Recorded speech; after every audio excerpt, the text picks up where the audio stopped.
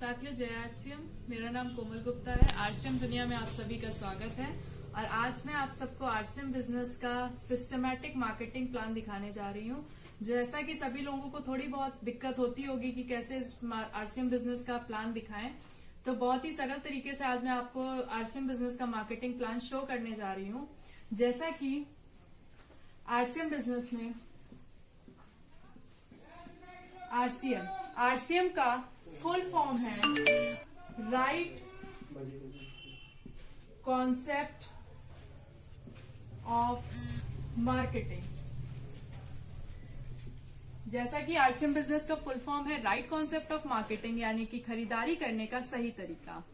आज हम लोग प्रेजेंट टाइम में कुछ ना कुछ काम करते हैं, कोई ना कोई कहीं ना कहीं काम करता है। तो सर किस लिए काम करता है? पैसे के लिए। पैसा मिलता है तो उसे क्या करते हैं सर? खर्च करते हैं। खर्च कहाँ करते हैं? किसी ना किसी बाजार में। आज हम लोग काम करते हैं तो पैसा मिलता है तो उसे खर्च करते हैं। खर्च कहाँ करते हैं? अपनी जरूरतों के सामान में, बाजार में। मान लीजिए हम एक कस्टमर के रूप में बाजार में जाते हैं, वो अपने से बड़ी किसी रिटेलर यानी कि दुकानदार के पास उस सामान को लेने जाता है। ये दुकानदार अपने से बड़े होलसेलर से उस सामान को लेने जाता है, ये अपने से बड़े किसी डीलर से, और ये अपने से बड़े किसी एजेंट से उस सामान को लेने जाता है। ये सभी व्यवस्था हम लोग को आज तक मालूम है, जो मैं आप सबको समझाने की कोशिश कर रही हूँ। ना ये सामान को बना रहे, ना ये बना रहे, ना ये बना रहे, ना ये बना रहे। फिर सामान बना कौन रहा है सर? कंपनी, मिल, जहां पे सामान बन रहा है और इन हाथों द्वारा आते आते हम लोग तक पहुंच रहा है। पता कैसे चलता है कि मार्केट में कोई भी नया सामान आया है? हम लोग प्रचार देखते हैं, ऐड। मान लीजिए कंपनी में ये पेन जिससे मैं लिख रही हूं, मिल में ये 5 रुपए का उसकी लागत के साथ बना, लेकिन इन हाथों द्वारा आते आते इसकी एमआरपी 10 रुपए या उससे अधिक की हो जाती है। ऐसे ही अगर कंपनी में सामान 50 रुपए का बना तो इन हाथों द्वारा आते आते उसकी कीमत 100 रुपए या उससे अधिक की हो जाती है। मतलब कि 50% पैसा ये लोग सिर्फ सामान को इधर से उधर करने का ले लेते हैं। अच्छा ये बताइए, अगर कस्टमर सामान खरीदना बंद कर दे तो क्या व्यवस्था चल पाएगी सर? नहीं। और अगर कंपनी सामान को बनाना बंद कर दे तो क्या ये व्यवस्था चल पाएगी? नहीं। तो जरूरी कौन है? कंपनी जो सामान को बना रहा है, और जरूरी कौन है? कस्टमर जो सामान को खरीद रहा है। अगर इनका डायरेक्ट हाथ जोड़ दिया जाए तो क्या सर ये 50% पैसा बचेगा कि नहीं बचेगा? इसी 50% में कंपनी 5% पिकअप सेंटर वालों के लिए और ट्रांसपोर्टेशन के लिए रख लेती है। बाकी बचा 45% पैसा कंपनी कस्टमर के बैंक खाते में वापस कर देती है। इसी का नाम है, इसी व्यवस्था का नाम है आरसीएम। आज तक जिस भी व्यवस्था से हम सामान को खरीद रहे थे, इसको ट्रेडिशनल मार्केट कहते हैं। जिस व्यवस्था से सामान एक हाथ से द्वारा दूसरे हाथों तक पहुंचता है उसे ट्रेडिशनल मार्केट कहते हैं। लेकिन अगर कंपनी में डायरेक्ट सामान बने और कस्टमर को डायरेक्ट मिले तो इसे डायरेक्ट सेलिंग कहते हैं।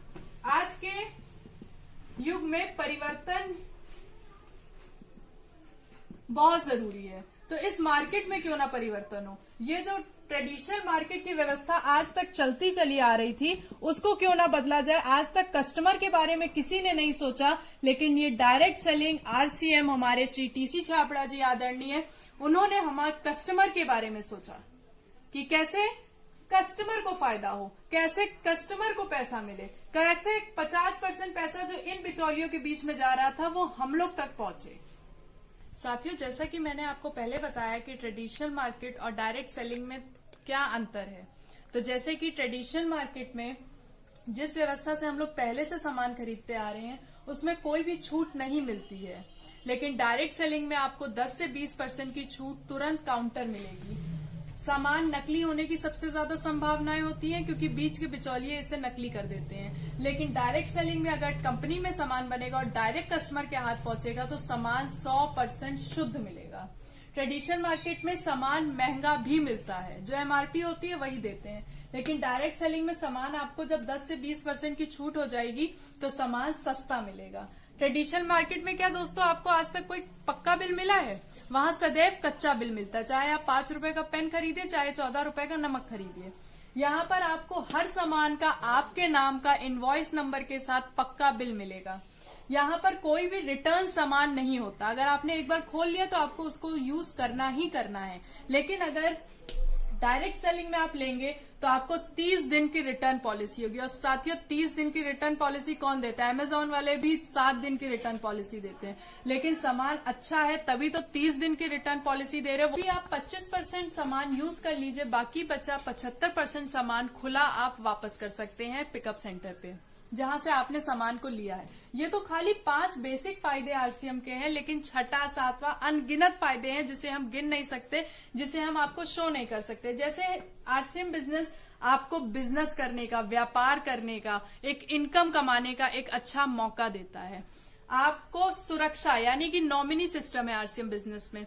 आरसीएम बिजनेस में 10 से 32% कंपनी परफॉर्मेंस बोनस देती है, जिसमें हम लोग सीखते हैं, जिसकी इनकम 100 रुपए से 10,000 रुपए तक की होती है। ऐसे ही कंपनी 3 से 8% रॉयल्टी बोनस देती है, जिसमें हम लोगों को सिखाते हैं और जिसकी इनकम 20,000 रुपए से 45,000 रुपए तक होती है।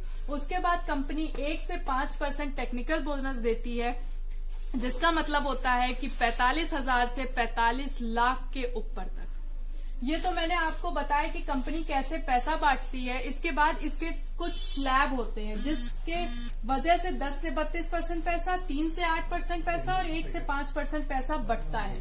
इसमें हम लोग को, अब आप लोग सोच रहे होंगे कि ट्रेडिशनल मार्केट करना सही है कि डायरेक्ट सेलिंग करना सही है।